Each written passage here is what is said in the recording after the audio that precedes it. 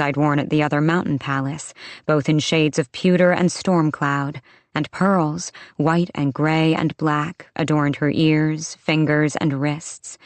Even the High Lord at my side felt like a wisp of shadow compared to the power thrumming from her. Moore groaned, slumping into a chair near the end of the table, and poured herself a glass of wine. Cassian took a seat across from her, wiggling his fingers for the wine bottle. But Rhysand and Asriel just stood there, watching, maybe monitoring, as the female approached me, then halted 3 feet away. "Your taste remains excellent, High Lord. Thank you." Her voice was soft, but honed sharper than any blade I'd encountered. Her slim, small fingers grazed a delicate silver and pearl brooch pinned above her right breast. So that's who he'd bought the jewelry for. The jewelry I was to never, under any circumstances, try to steal. I studied Rhys and Amren, as if I might be able to read what further bond lay between them. But Rhysand waved a hand and bowed his head. "It suits you, Amren." "Everything suits me," she said, and those horrible, enchanting eyes again met my own, like leashed lightning. She took a step closer, sniffing delicately, and though I stood half a foot taller, I'd never felt meeker. But I held my chin up. I didn't know why, but I did. Amren said, "So, there are 2 of us now." My brows nudged toward each other. Amren's lips were a slash of red. We, who were born something else, and found ourselves trapped in new, strange bodies. I decided I really didn't want to know what she'd been before. Amren jerked her chin at me to sit in the empty chair beside Moore, her hair shifting like molten night. She claimed the seat across from me, Asriel on her other side as Rhys took the one across from him, on my right. No one at the head of the table. "Though there is a third," Amren said, now looking at Rhysand. "I don't think you've heard from Miriam in centuries. Interesting." Cassian rolled his eyes. "Please just get to the point, Amren. I'm hungry." Moore choked on her wine. Amren slid her attention to the warrior to her right. Asriel, on her other side, monitored the 2 of them very, very carefully. "No one warming your bed right now, Cassian? It must be so hard to be an Illyrian and have no thoughts in your head save for those about your favorite part." "You know I'm always happy to tangle in the sheets with you, Amren," Cassian said, utterly unfazed by the silver eyes, the power radiating from her every pore. "I know how much you enjoy Illyrian—" "Miriam," Rhysand said, as Amren's smile became serpentine, "and Drakon are doing well, as far as I've heard. And what exactly is interesting?" Amren's head tilted to the side as she studied me. I tried not to shrink from it. "Only once before was a human made into an immortal. Interesting that it should happen again right as all the ancient players have returned. But Miriam was gifted long life, not a new body. And you, girl." She sniffed again, and I'd never felt laid so bare. Surprise lit Amren's eyes. Rhys just nodded, whatever that meant. I was tired already, tired of being assessed and evaluated. "Your very blood, your veins, your bones were made. A mortal soul in an immortal body." "I'm hungry," Moore said, nudging me with a thigh. She snapped a finger, and plates piled high with roast chicken, greens, and bread appeared. Simple, but elegant, not formal at all. Perhaps the sweater and pants wouldn't have been out of place for such a meal. Amren and Rhys can talk all night and bore us to tears, so don't bother waiting for them to dig in. She picked up her fork, clicking her tongue. "I asked Rhys if I could take you to dinner, just the 2 of us, and he said you wouldn't want to. But honestly, would you rather spend time with those 2 ancient boars, or me?" "For someone who is the same age as me," Rhys drawled, "you seem to forget." "Everyone wants to talk, Moore said, giving a warning glare at Cassian, who had indeed opened his mouth. "Can't we eat, and then talk?" An interesting balance between Rhys's terrifying second and his disarmingly chipper third. If Mor's rank was higher than that of the two warriors at this table, then there had to be some other reason beyond that irreverent charm. Some power to allow her to get into the fight with Amren that Rhys had mentioned, and walk away from it. Asriel chuckled softly at Mor, but picked up his fork. I followed suit, waiting until he'd taken a bite before doing so, just in case. Good. So good. And the wine? I hadn't even realized Mor had poured me a glass until I finished my first sip, and she clinked her own against mine. Don't let these old busybodies boss you around, Cassian said. Pot, kettle, black. Then he frowned at Amren, who had hardly touched her plate. I always forget how bizarre that is. He unceremoniously took her plate, dumping half the contents on his own before passing the rest to Asriel. Asriel said to Amren as he slid the food onto his plate, I keep telling him to ask before he does that. Amren flicked her fingers, and the empty plate vanished from Asriel's scarred hands. If you haven't been able to train him after all these centuries, boy, I don't think you'll make any progress now. She straightened the silverware on the vacant place setting before her. You don't eat? I said to her, the first words I'd spoken since sitting. Amren's teeth were unnervingly white. Not this sort of food. Cauldron boil me, Mor said, gulping from her wine. Can we not? I decided I didn't want to know what Amren ate either. Rhys chuckled from my other side. Remind me to have family dinners more often. Family dinners, not official court gatherings. And tonight, either they didn't know that I was here to decide if I truly wished to work with Rhys, or they didn't feel like pretending to be anything but what they were. They'd no doubt worn whatever they felt like. I had the rising feeling that I could have shown up in my nightgown and they wouldn't have cared. A unique group indeed. And against Hybern? Who would they be? What could they do as allies or opponents? Across from me, a cocoon of silence seemed to pulse around Asriel, even as the others dug into their food.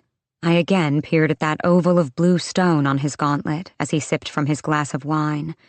Asriel noted the look, swift as it had been, as I had a feeling he'd been noticing and cataloging all of my movements, words, and breaths. He held up his hands, the backs to me so both jewels were on full display. They're called siphons. They concentrate and focus our power in battle. Only he and Cassian wore them. Rhys set down his fork and clarified for me. The power of stronger Illyrians tends toward incinerate now, ask questions later. They have little magical gifts beyond that. The killing power. The gift of a violent, warmongering people, Amren added. Asriel nodded, shadows wreathing his neck, his wrists. Cassian gave him a sharp look, face tightening, but Asriel ignored him. Rhys went on, though I knew he was aware of every glance between the spymaster and army commander. The Illyrians bred the power to give them advantage in battle, yes. The siphons filter that raw power and allow Cassian and Asriel to transform it into something more subtle and varied, into shields and weapons, arrows and spears. Imagine the difference between hurling a bucket of paint against the wall and using a brush. The siphons allow for the magic to be nimble, precise on the battlefield, when its natural state lends it towards something far messier and unrefined, and potentially dangerous when you're fighting in tight quarters. I wondered how much of that any of them had needed to do, if those scars on Asriel's hands had come from it. Cassian flexed his fingers, admiring the clear red stones adorning the backs of his own broad hands. Doesn't hurt that they also look damn good, Amren muttered. Illyrians. Cassian bared his teeth in feral amusement and took a drink of his wine. Get to know them. Try to envision how I might work with them, rely on them, if this conflict with Hybern exploded. I scrambled for something to ask and said to Asriel, those shadows gone again, how do you and Lord Cassian... Cassian spewed his wine across the table, causing Mor to leap up, swearing at him as she used a napkin to mop her dress. But Cassian was howling, and Asriel had a faint, wary smile on his face as Mor waved a hand at her dress and the spots of wine appeared on Cassian's fighting, or perhaps flying, I realized, leathers. My cheeks heated. Some court protocol that I'd unknowingly broken, and... Cassian, Rhys drawled, is not a lord, though I'm sure he appreciates you thinking he is. He surveyed his inner circle. While we're on the subject, neither is Asriel nor Amren. Mor, believe it or not, is the only pure-blooded, titled person in this room. Not him? Rhys must have seen the question on my face, because he said, I'm half Illyrian. As good as a bastard where the thoroughbred high fae are concerned. So you three aren't high fae? I said to him and the two males. Cassian finished his laughing. Illyrians are certainly not high fae, and glad of it. He hooked his black hair behind an ear, rounded, as mine had once been. And we're not lesser fairies, though some try to call us that. We're just Illyrians, considered expendable aerial cavalry for the Night Court at the best of times, mindless soldier grunts at the worst. Which is most of the time, Asriel clarified. I didn't dare ask if those shadows were a part of being Illyrian, too. I didn't see you under the mountain, I said instead. I had to know without a doubt if they were there, if they'd seen me, if it'd impact how I interacted while working with them. Silence fell.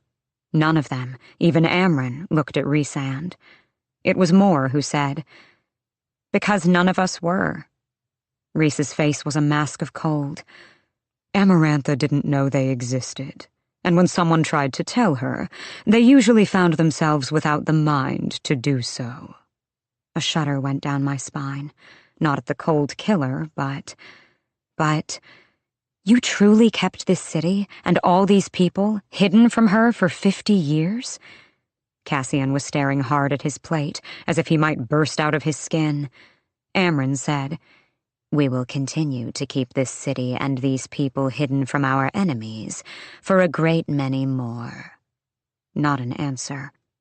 Rhys hadn't expected to see them again when he'd been dragged under the mountain, yet he had kept them safe, somehow, and it killed them, the 4 people at this table.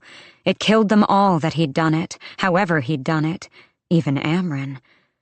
Perhaps not only for the fact that Rhys had endured Amarantha while they had been here. Perhaps it was also for those left outside of the city, too. Perhaps picking one city, one place to shield was better than nothing. Perhaps it was a comforting thing, to have a spot in Prythian that remained untouched, unsullied. Mor's voice was a bit raw as she explained to me, her golden combs glinting in the light.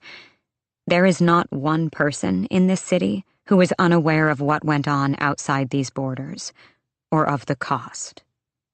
I didn't want to ask what price had been demanded. The pain that laced the heavy silence told me enough. Yet if they might all live through their pain, might still laugh. I cleared my throat, straightening, and said to Asriel, who, shadows or no, seemed the safest, and therefore was probably the least so, "How did you meet?" A harmless question to feel them out, learn who they were, wasn't it? Asriel merely turned to Cassian, who was staring at Rhys with guilt and love on his face, so deep and agonized that some now splintered instinct had me almost reaching across the table to grip his hand. But Cassian seemed to process what I'd asked, and his friend's silent request that he tell the story instead, and a grin ghosted across his face.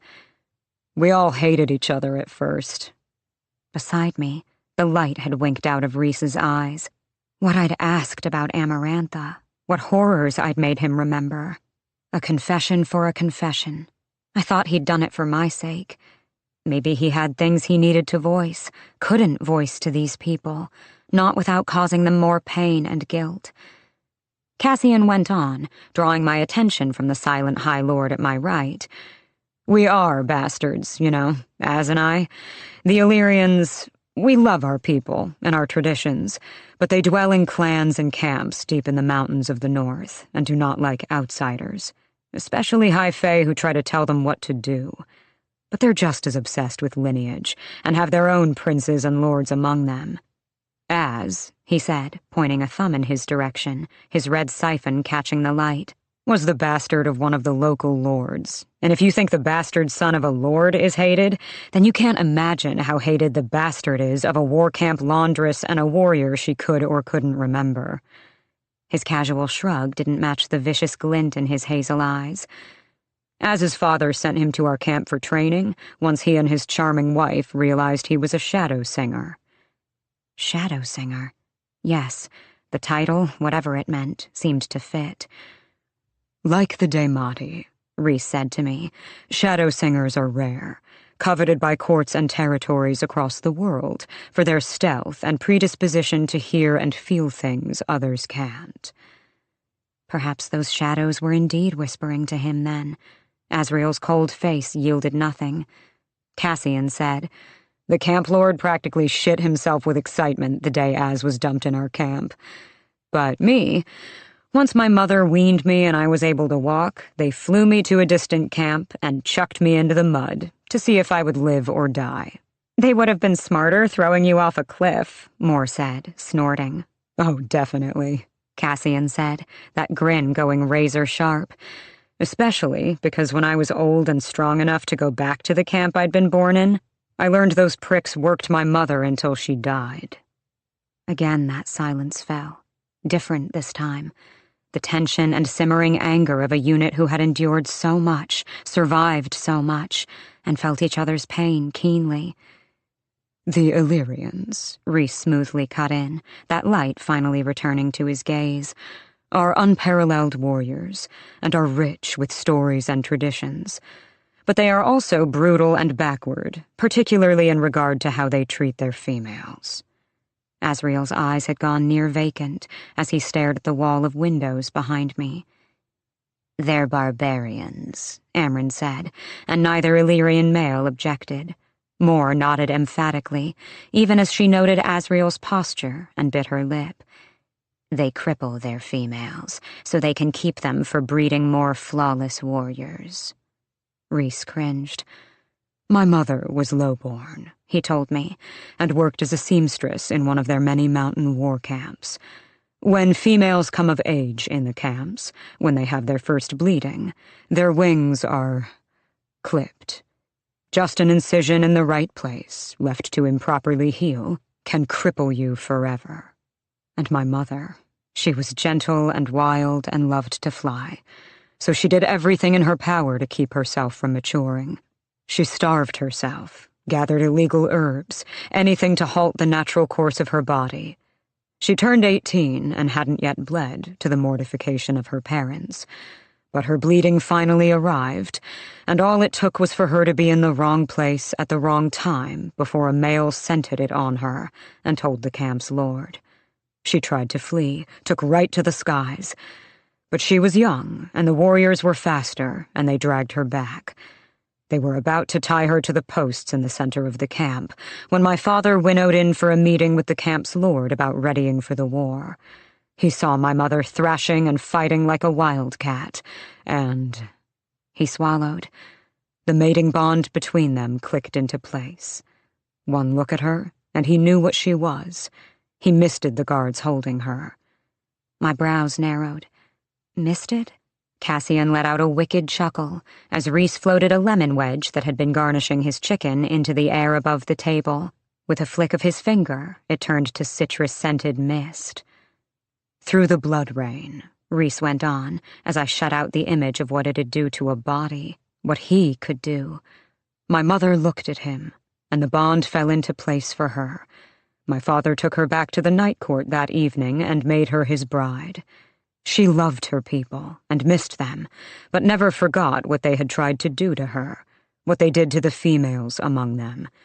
She tried for decades to get my father to ban it, but the war was coming, and he wouldn't risk isolating the Illyrians when he needed them to lead his armies, and to die for him. "A real prize, your father," Moore grumbled. "At least he liked you," Rhys countered, then clarified for me. "My father and mother, despite being mates, were wrong for each other. My father was cold and calculating, and could be vicious, as he had been trained to be since birth.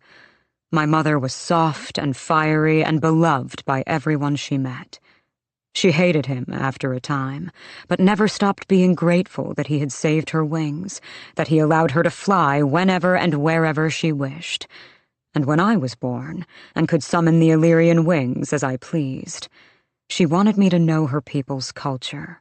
She wanted to keep you out of your father's claws, Moore said, swirling her wine, her shoulders loosening as Asriel at last blinked and seemed to shake off whatever memory had frozen him. That too, Rhys added dryly. When I turned 8, my mother brought me to one of the Illyrian war camps, to be trained, as all Illyrian males were trained, and like all Illyrian mothers, she shoved me toward the sparring ring on the first day, and walked away without looking back. She abandoned you? I found myself saying. No, never, Rhys said with a ferocity I'd heard only a few times, one of them being this afternoon. She was staying at the camp as well, but it is considered an embarrassment for a mother to coddle her son when he goes to train. My brows lifted, and Cassian laughed. Backward, like he said, the warrior told me. I was scared out of my mind, Rhys admitted, not a shade of shame to be found. I'd been learning to wield my powers, but Illyrian magic was a mere fraction of it, and it's rare amongst them, usually possessed only by the most powerful purebred warriors. Again, I looked at the slumbering siphons atop the warrior's hands. I tried to use a siphon during those years, Rhys said, and shattered about a dozen before I realized it wasn't compatible. The stones couldn't hold it. My power flows and is honed in other ways. So difficult, being such a powerful High Lord, Moore teased. Rhys rolled his eyes. The camp lord banned me from using my magic, for all our sakes, but I had no idea how to fight when I set foot into that training ring that day. The other boys in my age group knew it too, especially one in particular, who took a look at me and beat me into a bloody mess. You were so clean, Cassian said, shaking his head. The pretty half-breed son of the High Lord. How fancy you were in your new training clothes. Cassian, Asriel told me with that voice-like darkness-given sound, resorted to getting new clothes over the years by challenging other boys to fights, with the prize being the clothes off their backs. There was no pride in the words, not for his people's brutality. I didn't blame the Shadow Singer, though, to treat anyone that way. Cassian, however, chuckled, but I was now taking in the broad, strong shoulders, the light in his eyes. I'd never met anyone else in Prythian who had ever been hungry, desperate, not like I'd been. Cassian blinked, and the way he looked at me shifted, more assessing, more sincere. I could have sworn I saw the words in his eyes. You know what it is like. You know the mark it leaves. I'd beaten every boy in our age group twice over already, Cassian went on. But then Rhys arrived, in his clean clothes, and he smelled different, like a true opponent. So I attacked. We both got 3 lashings apiece for the fight. I flinched. Hitting children? They do worse, girl, Amren cut in those camps. 3 lashings is practically an encouragement to fight again. When they do something truly bad, bones are broken, repeatedly, over weeks. I said to Rhys, your mother willingly sent you into that? Soft fire indeed. My mother didn't want me to rely on my power, Rhysand said. She knew from the moment she conceived me that I'd be hunted my entire life. Where one strength failed, she wanted others to save me. My education was another weapon, which was why she went with me, to tutor me after lessons were done for the day. And when she took me home that first night to our new house at the edge of the camp, she made me read by the window. It was there that I saw Cassian trudging through the mud, toward the few ramshackle tents outside of the camp. I asked her where he was going, and she told me that bastards are given nothing. They find their own shelter, own food. If they survive and get picked to be in a war band, they'll be bottom-ranking forever, but receive their own tents and supplies. But until then, he'd stay in the cold. Those mountains, Asriel added, his face hard as ice, offer some of the harshest conditions you can imagine. I'd spent enough time in frozen woods to get it. After my lessons, Rhys went on, my mother cleaned my lashings, and as she did, I realized for the first time what it was to be warm and safe and cared for, and it didn't sit well. "Apparently not," Cassian said, "because in the dead of night, that little prick woke me up in my piss-poor tent and told me to keep my mouth shut and come with him.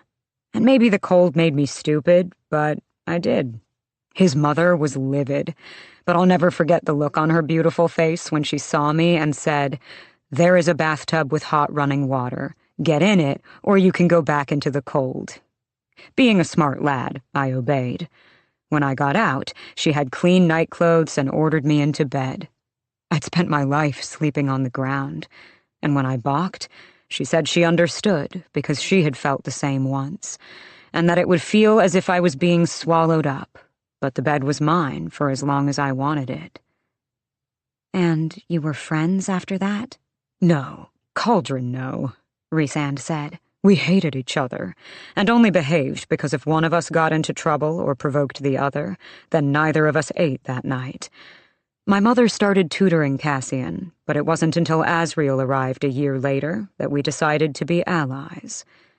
Cassian's grin grew as he reached around Amren to clap his friend on the shoulder. Asriel sighed, the sound of the long suffering, the warmest expression I'd seen him make. "A new bastard in the camp, and an untrained shadow singer to boot. Not to mention he couldn't even fly, thanks to—" Moore cut in lazily. "Stay on track, Cassian." Indeed, any warmth had vanished from Asriel's face.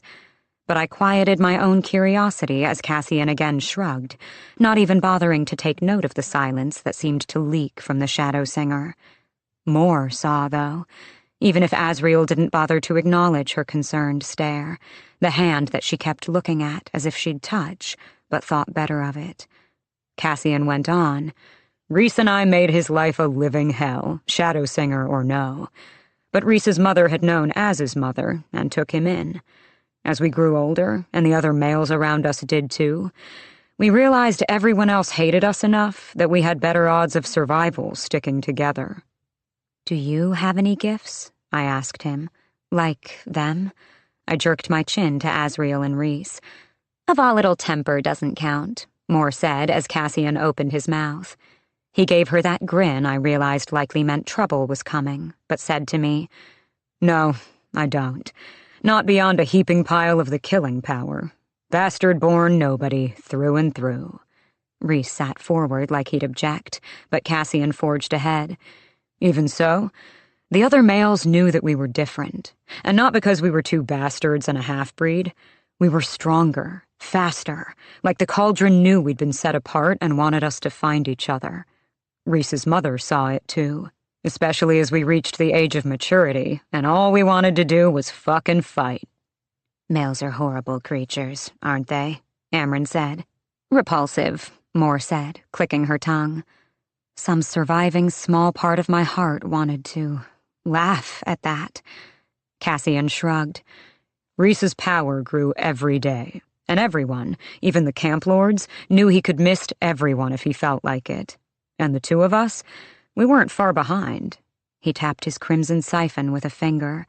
"A bastard Illyrian had never received one of these, ever. For Az and me to both be appointed them, albeit begrudgingly, had every warrior in every camp across those mountains sizing us up. Only pure-blood pricks get siphons, born and bred for the killing power. It still keeps them up at night, puzzling over where the hell we got it from." Then the war came. Asriel took over. Just the way he said the words made me sit up, listen. "And Rhys's father visited our camp to see how his son had fared after 20 years. My father," Rhys said, swirling his wine once, twice, "saw that his son had not only started to rival him for power, but had allied himself with perhaps the two deadliest Illyrians in history. He got it into his head that if we were given a legion in the war, we might very well turn it against him when we returned." Cassian snickered. "So the prick separated us. He gave Rhys command of a legion of Illyrians who hated him for being a half-breed, and threw me into a different legion to be a common foot soldier, even when my power outranked any of the war leaders. As he kept for himself as his personal shadow singer, mostly for spying and his dirty work. We only saw each other on battlefields for the 7 years the war raged. They'd send around casualty lists among the Illyrians, and I read each one, wondering if I'd see their names on it. But then Rhys was captured. That is a story for another time, Rhys said, sharply enough that Cassian lifted his brows, but nodded. Rhys's violet eyes met mine, and I wondered if it was true starlight that flickered so intensely in them as he spoke. Once I became High Lord, I appointed these 4 to my inner circle, and told the rest of my father's old court that if they had a problem with my friends, they could leave. They all did. Turns out, having a half-breed High Lord was made worse by his appointment of 2 females and 2 Illyrian bastards. As bad as humans, in some ways. What happened to them, then? Rhys shrugged, those great wings shifting with the movement. The nobility of the Night Court fall into one of 3 categories. Those who hated me enough that when Amarantha took over, they joined her court and later found themselves dead. Those who hated me enough to try to overthrow me and faced the consequences. And those who hated me, but not enough to be stupid and have since tolerated a half-breed's rule, especially when it so rarely interferes with their miserable lives. Are they the ones who live beneath the mountain? A nod. In the hewn city, yes. I gave it to them for not being fools. They're happy to stay there, rarely leaving, ruling themselves and being as wicked as they please for all eternity. That was the court he must have shown Amarantha when she first arrived, and its wickedness must have pleased her enough that she modeled her own after it. The Court of Nightmares, Moore said, sucking on a tooth. And what is this court? I asked, gesturing to them. The most important question. It was Cassian, eyes clear and bright as his siphon, who said, The Court of Dreams. The Court of Dreams.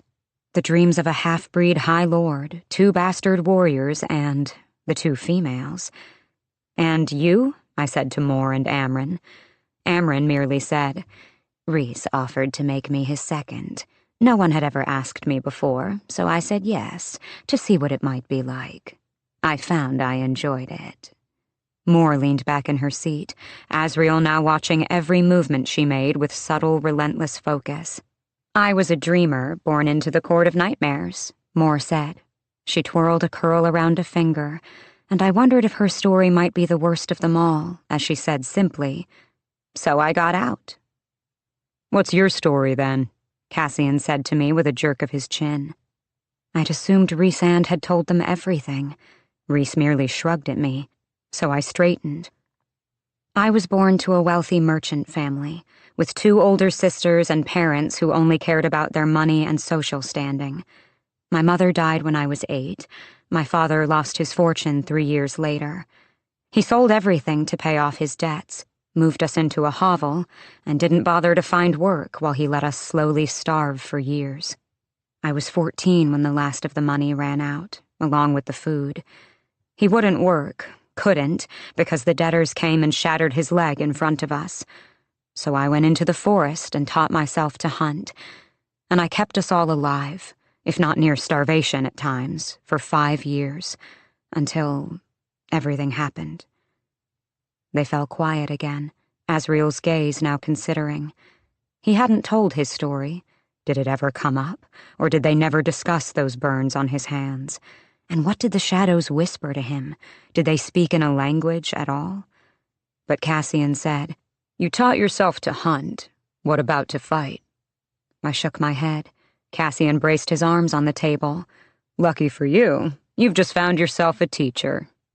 I opened my mouth, protesting, but Rhysand's mother had given him an arsenal of weapons to use if the other failed. What did I have in my own, beyond a good shot with a bow and brute stubbornness? And if I had this new power, these other powers, I would not be weak again. I would not be dependent on anyone else. I would never have to endure the touch of the ACOTAR as it dragged me, because I was too helpless to know where and how to hit. Never again. But what Ianthe and Tamlin had said, You don't think it sends a bad message if people see me learning to fight, using weapons?" The moment the words were out, I realized the stupidity of them, the stupidity of what had been shoved down my throat these past few months. Silence. Then Moore said with a soft venom that made me understand the High Lord's third had received training of her own in that court of nightmares. "Let me tell you 2 things, as someone who has perhaps been in your shoes before." Again, that shared bond of anger, of pain throbbed between them all, save for Amren, who was giving me a look dripping with distaste. "1," Moore said, "you have left the Spring Court." I tried not to let the full weight of those words sink in. "If that does not send a message, for good or bad, then your training will not either." 2, she continued, laying her palm flat on the table, "I once lived in a place where the opinion of others mattered. It suffocated me, nearly broke me. So you'll understand me, Feyre, when I say that I know what you feel, and I know what they tried to do to you, and that with enough courage, you can say to hell with a reputation." Her voice gentled, and the tension between them all faded with it. "You do what you love, what you need." Moore would not tell me what to wear or not wear. She would not allow me to step aside while she spoke for me. She would not do any of the things that I had so willingly, desperately allowed Ianthe to do. I had never had a female friend before. Ianthe, she had not been one. Not in the way that mattered, I realized. And Nesta and Elaine, in those few weeks I'd been at home before Amarantha, had started to fill that role, but looking at Moore, I couldn't explain it, couldn't understand it, but I felt it. Like I could indeed go to dinner with her, talk to her. Not that I had much of anything to offer her in return. But what she'd said, what they'd all said, yes, Rhys had been wise to bring me here, to let me decide if I could handle them, the teasing and intensity and power, if I wanted to be a part of a group who would likely push me and overwhelm me and maybe frighten me, but if they were willing to stand against Hybern after already fighting them 500 years ago. I met Cassian's gaze, and though his eyes danced, there was nothing amused in them. "I'll think about it." Through the bond in my hand, I could have sworn I felt a glimmer of pleased surprise. I checked my mental shields, but they were intact, and Rhysand's calm face revealed no hint of its origin. So I said clearly, steadily to him, "I accept your offer to work with you, to earn my keep, and help with Hybern in whatever way I can." "Good," Rhys merely replied, even as the others raised their brows. Yes, they'd obviously not been told this was an interview of sorts. "Because we start tomorrow." "Where? And what?" I sputtered. Rhys interlaced his fingers and rested them on the table, and I realized there was another point to this dinner beyond my decision as he announced to all of us, "Because the King of Hybern is indeed about to launch a war, and he wants to resurrect Jurian to do it." Jurian, the ancient warrior whose soul Amarantha had imprisoned within that hideous ring as punishment for killing her sister, the ring that contained his eye. "Bullshit," Cassian spat. "There's no way to do that." Amren had gone still, and it was she whom Asriel was observing, marking. "Amarantha was just the beginning," Rhys had once told me. Had he known this even then? Had those months under the mountain merely been a prelude to whatever hell was about to be unleashed? Resurrecting the dead. What sort of unholy power? Moore groaned. "Why would the king want to resurrect Jurian? He was so odious. All he liked to do was talk about himself." The age of these people hit me like a brick, despite all they'd told me minutes earlier. The war. They had all fought in the war 500 years ago. "That's what I want to find out," Rhysand said, "and how the king plans to do it." Amren said at last, "Word will have reached him about Feyre's making. He knows it's possible for the dead to be remade." I shifted in my seat. I'd expected brute armies, pure bloodshed, but this? All 7 High Lords would have to agree to that, Moore countered. There's not a chance it happens. He'll take another route. Her eyes narrowed to slits as she faced Rhys. All the slaughtering, the massacres at temples. You think it's tied to this? I know it's tied to this. I didn't want to tell you until I knew for certain. But Asriel confirmed that they'd raided the memorial in Sangrava 3 days ago. They're looking for something, or found it. Asriel nodded in confirmation, even as Moore cast a surprised look in his direction. Asriel gave her an apologetic shrug back. I breathed. That's why the ring and the finger bone vanished after Amarantha died. For this. But who? My mouth went dry. They never caught the Ador, did they? Rhys said too quietly. No, they didn't. The food in my stomach turned leaden. He said to Amren, How does one take an eye and a finger bone and make it into a man again? And how do we stop it? Amren frowned at her untouched wine. You already know how to find the answer. Go to the prison.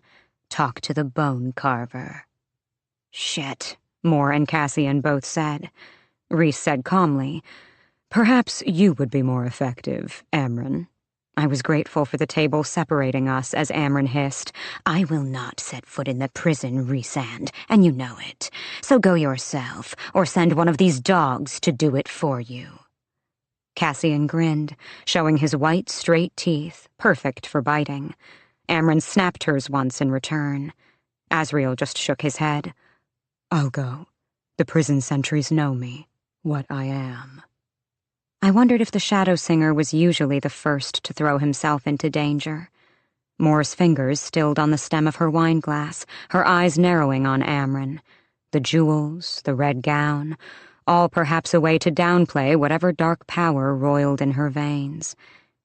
If anyone's going to the prison, Rhys said before Moore opened her mouth, it's me, and Feyre. What? Moore demanded, palms now flat on the table. He won't talk to Rhys, Amren said to the others, or to Asriel, or to any of us. We've got nothing to offer him, but an immortal with a mortal soul. She stared at my chest, as if she could see the heart pounding beneath, and I contemplated yet again what she ate. The bone carver might be willing indeed to talk to her. They stared at me, as if waiting for me to beg not to go, to curl up and cower. Their quick, brutal interview to see if they wanted to work with me, I supposed. But the bone carver, the Naga, the Ador, the Suriel, the Bogey, the Middengard Wyrm. Maybe they'd broken whatever part of me truly feared, or maybe fear was only something I now felt in my dreams. Your choice, Feyre, Rhys said casually. To shrink and mourn, or face some unknown horror. The choice was easy. How bad can it be? Was my response. Bad, Cassian said. None of them bothered to contradict him. Chapter 17. Jurian. The name clanged through me, even after we finished dinner, even after Moore and Cassian and Asriel and Amren had stopped debating and snarling about who would do what and be where, while Rhys and I went to the prison, whatever that was, tomorrow. Rhys flew me back over the city, plunging into the lights and darkness. I quickly found I much preferred ascending, and couldn't bring myself to watch for too long without feeling my dinner rise up. Not fear, just some reaction of my body. We flew in silence, the whistling winter wind the only sound, despite his cocoon of warmth blocking it from freezing me entirely. Only when the music of the streets welcomed us did I peer into his face, his features unreadable as he focused on flying. Tonight, I felt you again, through the bond. Did I get past your shields? No, he said, scanning the cobblestone streets below. This bond is a living thing, an open channel between us, shaped by my powers, shaped by what you needed when we made the bargain. I needed not to be dead when I agreed. You needed not to be alone. Our eyes met. It was too dark to read whatever was in his gaze. I was the one who looked away first. I'm still learning how and why we can sometimes feel things the other doesn't want known, he admitted, so I don't have an explanation for what you felt tonight. You needed not to be alone. But what about him? 50 years he'd been separated from his friends, his family. I said, "You let Amarantha and the entire world think you rule and delight in a court of nightmares. It's all a front, to keep what matters most safe." The city lights gilded his face. I love my people and my family. Do not think I wouldn't become a monster to keep them protected. You already did that under the mountain. The words were out before I could stop them. The wind rustled his hair. And I suspect I'll have to do it again soon enough. What was the cost, I dared ask, of keeping this place secret and free? He shot straight down, wings beating to keep us smooth as we landed on the roof of the townhouse. I made to step away, but he gripped my chin. You know the cost already. Amarantha's whore. He nodded, and I think I might have said the two vile words aloud. When she tricked me out of my powers and left the scraps, it was still more than the others, and I decided to use it to tap into the mind of every Night Court citizen she captured, and anyone who might know the truth. I made a web between all of them, actively controlling their minds every second of every day, every decade, to forget about Valaris, to forget about Mor and Amren and Cassian and Azriel. Amarantha wanted to know who was close to me, who to kill and torture. But my true court was here, ruling this city and the others, and I used the remainder of my power to shield them all from sight and sound. I had only enough for one city, one place. I chose the one that had been hidden from history already. I chose, and now must live with the consequences of knowing there were more left outside who suffered. But for those here, anyone flying or traveling near Valaris would see nothing but barren rock, and if they tried to walk through it, they'd find themselves suddenly deciding otherwise. Sea travel and merchant trading were halted. Sailors became farmers, working the earth around Valaris instead. And because my powers were focused on shielding them all, Feyre, I had very little to use against Amarantha. So I decided that to keep her from asking questions about the people who mattered, I would be her whore. He'd done all of that, had done such horrible things, done everything for his people, his friends, and the only piece of him that he'd hidden and managed to keep her from tainting, destroying, even if it meant 50 years trapped in a cage of rock. Those wings now flared wide. How many knew about those wings outside of Valaris or the Illyrian war camps? Or had he wiped all memory of them from Prythian long before Amarantha?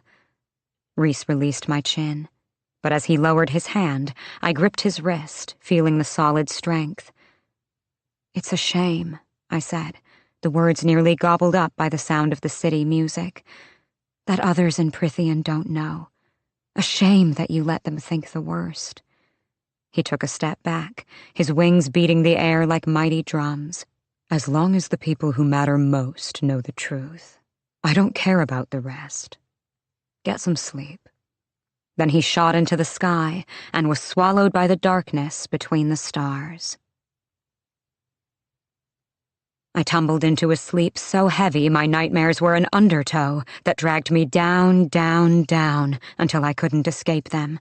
I lay naked and prone on a familiar red marble floor, while Amarantha slid a knife along my bare ribs, the steel scraping softly against my skin. "Lying traitorous human," she purred, "with your filthy lying heart." The knife scratched, a cool caress. I struggled to get up, but my body wouldn't work. She pressed a kiss to the hollow of my throat. "You're as much a monster as me." She curved the knife over my breast, angling it toward my peaked nipple, as if she could see the heart beating beneath. I started sobbing. "Don't waste your tears." Someone far away was roaring my name, begging for me. "I'm going to make eternity a hell for you," she promised, the tip of the dagger piercing the sensitive flesh beneath my breast, her lips hovering a breath above mine as she pushed. Hands! There were hands on my shoulders, shaking me, squeezing me. I thrashed against them, screaming, "Feyre!" The voice was at once the night and the dawn and the stars and the earth, and every inch of my body calmed at the primal dominance in it. "Open your eyes," the voice ordered. I did. My throat was raw, my mouth full of ash, my face soaked and sticky, and Rhysand was hovering above me, his eyes wide. "It was a dream," he said, his breathing as hard as mine. The moonlight trickling through the windows illuminated the dark lines of swirling tattoos down his arm, his shoulders, across his sculpted chest, like the ones I bore on my arm. He scanned my face. "A dream," he said again. Valaris. I was in Valaris, at his house, and I had my dream. The sheets, the blankets were ripped, shredded, but not with a knife, and that ashy, smoky taste coating my mouth. My hand was unnervingly steady as I lifted it to find my fingers ending in simmering embers, living claws of flame that had sliced through my bed linens like they were cauterizing wounds. I shoved him off with a hard shoulder, falling out of bed and slamming into a small chest before I hurtled into the bathing room, fell to my knees before the toilet, and was sick to my stomach. Again. My fingertips hissed against the cool porcelain. Large, warm hands pulled my hair back a moment later. "Breathe," Rhys said. "Imagine them winking out like candles, one by one." I heaved into the toilet again, shuddering as light and heat crested and rushed out of me, and savored the empty, cool dark that pooled in their wake. "Well, that's one way to do it," he said. When I dared to look at my hands, braced on the bowl, the embers had been extinguished. Even that power in my veins, along my bones, slumbered once more. "I have this dream," Rhys said as I retched again, holding my hair, "where it's not me stuck under her, but Cassian or Azriel, and she's pinned their wings to the bed with spikes, and there's nothing I can do to stop it. She's commanded me to watch, and I have no choice but to see how I failed them." I clung to the toilet, spitting once, and reached up to flush. I watched the water swirl away entirely before I twisted my head to look at him. His fingers were gentle, but firm where he'd fisted them in my hair. "You never failed them," I rasped. "I did horrible things to ensure that." Those violet eyes near glowed in the dim light. So did I. My sweat clung like blood, the blood of those two fairies. I pivoted, barely turning in time. His other hand stroked long, soothing lines down the curve of my back, as over and over I yielded my dinner. When the latest wave had ebbed, I breathed, "The flames?" "Autumn Court." I couldn't muster a response. At some point, I leaned against the coolness of the nearby bathtub and closed my eyes. When I awoke, sun streamed through the windows, and I was in my bed, tucked in tightly to the fresh, clean sheets. I stared up at the sharp, grassy slope of the small mountain, shivering at the veils of mist that wafted past. Behind us, the land swept away to brutal cliffs and a violent pewter sea. Ahead, nothing but a wide, flat-topped mountain of gray stone and moss. Rhys stood at my side, a double-edged sword sheathed down his spine, knives strapped to his legs, clothed in what I could only assume were Illyrian fighting leathers, based on what Cassian and Azriel had worn the night before. The dark pants were tight, the scale-like plates of leather worn and scarred, and sculpted to legs I hadn't noticed were quite that muscled. His close-fitting jacket had been built around the wings that were now fully out, bits of dark, scratched armor added at the shoulders and forearms. If his attire hadn't told me enough about what we might be facing today, if my own similar attire hadn't told me enough, all I needed was to take one look at the rock before us and know it wouldn't be pleasant. I'd been so distracted in the study an hour ago by what Rhys had been writing, as he drafted a careful request to visit the summer court, that I hadn't thought to ask what to expect here. Not that Rhys had really bothered explaining why he wanted to visit the summer court, beyond improving diplomatic relations. "Where are we?" I said. our first words since winnowing in a moment ago. Valaris had been brisk, sunny. This place, wherever it was freezing, deserted, barren. Only rock and grass and mist and sea. On an island in the heart of the Western Isles, Rhysand said, staring up at the mammoth mountain. And that, he said, pointing to it, is the prison. There was nothing, no one around. I don't see anything. The rock is the prison, and inside it are the foulest, most dangerous creatures and criminals you can imagine. Go inside the stone, under another mountain. This place, he said, was made before High Lords existed, before Prythian was Prythian. Some of the inmates remember those days. Remember a time when it was Moore's family, not mine, that ruled the north. Why won't Amren go in here? Because she was once a prisoner. Not in that body, I take it. A cruel smile. No, not at all. I shivered. The hike will get your blood warming, Rhys said. Since we can't winnow inside or fly to the entrance, the wards demand that visitors walk in. The long way. I didn't move. The word lodged in my throat. Go under another mountain. It helps the panic, he said quietly, to remind myself that I got out. That we all got out. Barely. I tried to breathe. I couldn't. We got out. And it might happen again if we don't go inside. The chill mist bit at my face, and I did, to take a step toward it. My body refused to obey.